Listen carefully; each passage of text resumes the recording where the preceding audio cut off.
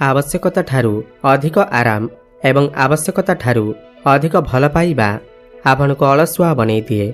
नमस्कार बंधुगण, आपण मानकु मोर एही चैनल को स्वागत। आज रही ज्योतिष कार्यक्रम समस्त तुला राशि पाई बहुत ही अधिक गुरुत्वपूर्ण अछि। आज रही वीडियो रे आमे आलोचना करिबा तुला राशि 2026 एप्रिल मासटी किपरि रहिबा। एही एप्रिल मासरे आपणकर जीवन रे कौन सब बड़ परिवर्तन आसीब, आपणकु केउ खुशी खबर प्राप्ति हेबाकु जाउअछि। मासिक राशिफल उपरे आलोचना करिबा। आपण मानकर स्वास्थ्य किपरि रहिबा, शिक्षा, प्रेम संपर्क, आपणकर वैवाहिक जीवन, भाग्य, क्यारियर एवं व्यापार वाणिज्य उपरे विस्तार भाव आलोचना करिबा। एवं एही एप्रिल मासरे आपणकर राशि रे नवग्रहकर स्थिति किपरि रहुछि ताहा मते देखिबा। नवग्रह आपनको कि प्रकार फल देबारे सक्षम हेबे। शेषरे अशुभता प्रदान करुथिबा ग्रहमानक पाई किछि विशेष प्रतिकार मते जानिबा। सेथिपाई भिडियोटी को शेष पर्यंत देखंतु। चलंतु आरंभ करिबा एही कार्यक्रम, जहा कि आपणकर जन्म राशि चंद्र राशि उपर आधारित। एहा पूर्वरु जदि आपणकर भी तुला राशि होई थाए एवं आपण भी ईश्वर को सच्चा हृदय भक्ति करंती, विश्वास करंती, तेबे एही भिडियोटी को लाइक करी कमेंट बॉक्स रे जय माँ लक्ष्मी, जय जगन्नाथ अवश्य लिखि दियंतु। तो सबुठु प्रथमे जानि नेबा एही एप्रिल मासरे आपणकर राशि रे नवग्रहकर स्थिति किपरि रहुअछि। जेबे एप्रिल मास आरंभ हेबा तो आपणकर राशि रे नवग्रहकर स्थिति किछि एही प्रकार रहिथिबा जेमिति आपण स्क्रीन ने देखुछंती। जेहेतु आपणकर तुला राशि तो आपणकर राशि रो अधिपति हेउछंती शुक्र।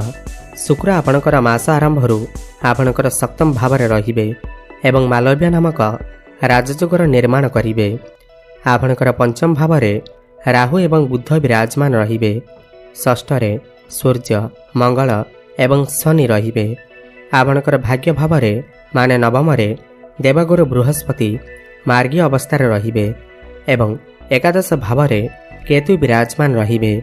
एबे आसंतु जानिबा एही नवग्रह माने एही एप्रिल मासरे आपणकु किपरि फलाफल प्रदान करिवे। सबुठु प्रथमे जानिबा आपणकर स्वास्थ्य किपरि रहिबा एही एप्रिल मास 2026 रे। बंधुगण, प्रथम भाव होई थाए आपणकर स्वास्थ्यर भाव, आपणकर इम्युनिटी सिस्टमर भाव। प्रथम भावर अधिपति हेउछंती शुक्र एवं शुक्र आपणकर सप्तम भाव रे विराजमान रहिबे एवं सीधा दृष्टि आपणकर लग्न को बा प्रथम भाव को देबे, जहा फल एही मासरे आपणकर स्वास्थ्य बहुत ही अधिक भल रहिबा। पूर्वरु जो स्वास्थ्यगत समस्या लागि रहिथिला सेथिरु आपणको मुक्ति मिलिबा। किंतु राहु आपणकर पंचम रे थिबारु एवं पंचम भावर अधिपति शनि आपणकर षष्ठ रे थिबारु आपणकर टिके पेट जनित समस्या देखा देई पारे। काहेकिना पंचम भाव पेटर भाव होई थाए तो आपणकर गैस, एसिडिटी भली समस्या देखा देई पारे। बेले बेले आपणकर निद ठीक से न होई पारे, जहा फल आपणकर मुंडबिंधा भली समस्या देखा देई पारे।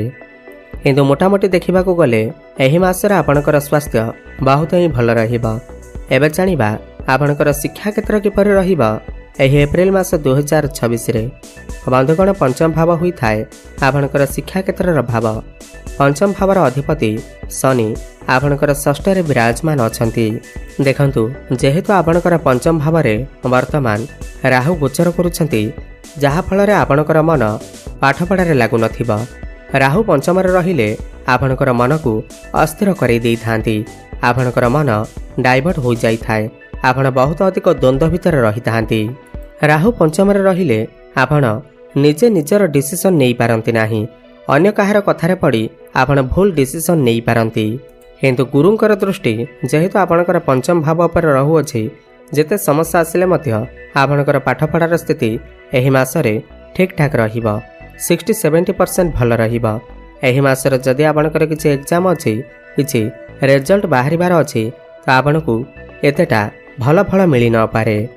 तो आपणकर पाठपढ़ारे मन दियंतु, मन को स्थिर रखंतु एवं भल फल प्राप्ति करिबा पाई उपाय को अवश्य अवलंबन करंतु।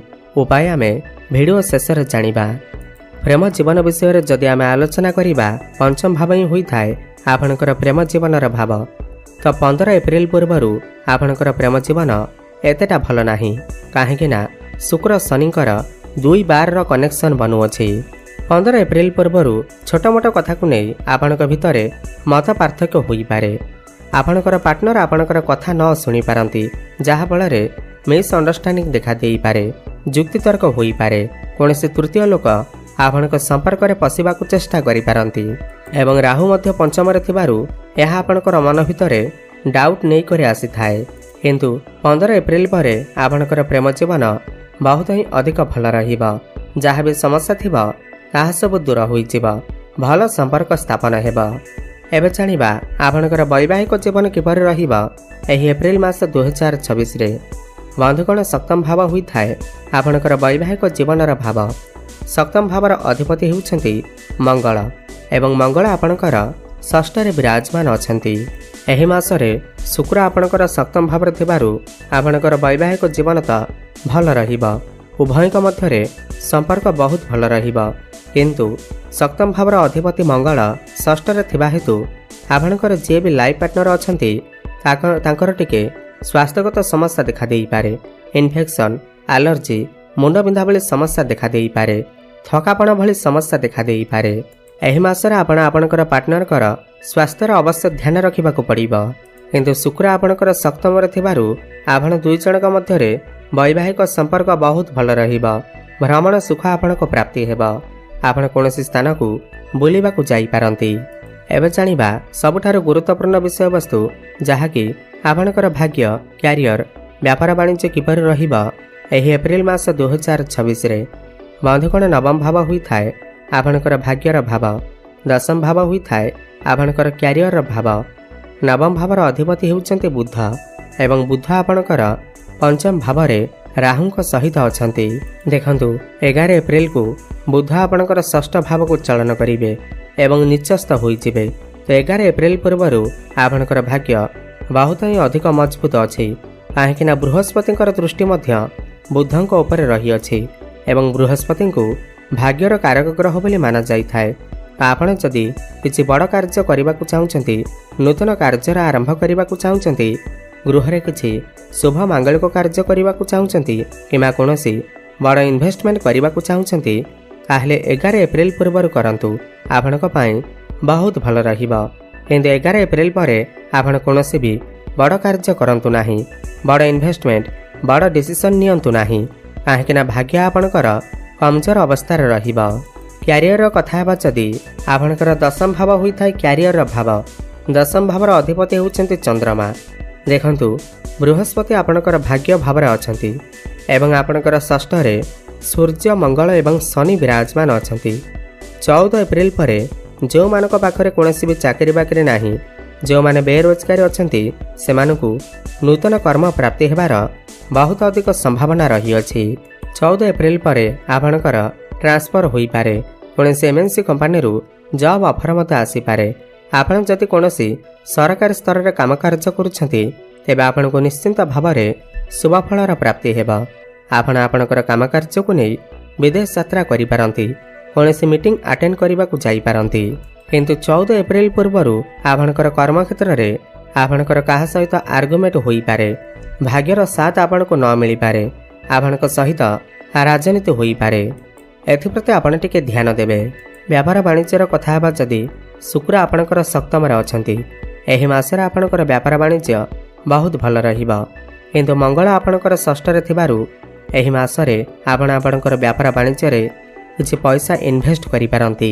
आपणकर किछि पैसा मध्य खर्च होई पारे। एही मासरे आपणकर व्यापार वाणिज्य को बढ़ाइबा पई किछि पैसा मध्य लगेई पारंती। व्यापार वाणिज्य को नहीं बहुत अधिक ट्रैवल करबाकू पड़ी पारे। एही मासरे आपणकर दैनिक रोजगार तो बढ़िबा एवं आपणकर खर्च मध्य सेमिति होई पारे। अधिक शुभ फल प्राप्ति करबा पई एही मासरे आपण प्रत्येक दिन शुक्रंकर बीज मंत्रर जप अवश्य करंतु। ओम द्रांग द्रिंग द्रंग सह शुक्राय नमः 108 थर प्रत्येक दिन जप करंतु। प्रत्येक दिन संध्यारे हनुमान चालीसार पाठ करंतु। जेहेतु एही मासरे बुध आपणकर नीच अवस्था को आसुछंती तो प्रत्येक बुधवार दिन प्रभु गणेशंकर आराधना करंतु एवं गोमाता को सबुज चारा खाइबाकू दियंतु एवं प्रत्येक दिन प्रातः समय रे सूर्य को जलार्घ्य अर्पण करंतु। शुभफल प्राप्ति हेबा सहित भाग्य रे उन्नति आसिब। धन्यवाद।